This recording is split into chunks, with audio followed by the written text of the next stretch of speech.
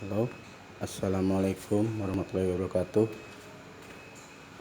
Di sini saya membuat mesin potong kayu atau triplek dengan menggunakan mesin DeWalt. Kemudian saya rubah ini, mejanya saya rubah, kemudian saya kasih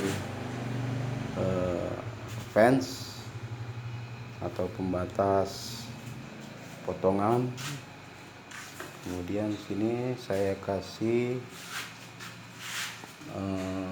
untuk rotor, mesin rotor.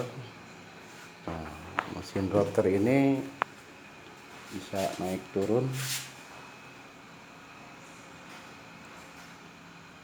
Menggunakan nih ya.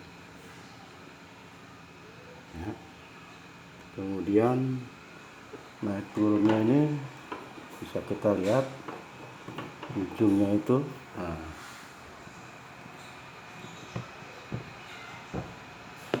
Naik, dan untuk kita ganti mata, buka. Kemudian di sini saya kasih untuk pembatas.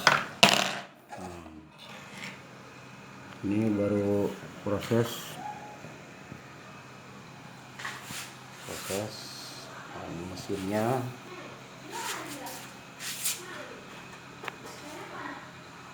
Mesin DeWalt sudah saya modifikasi.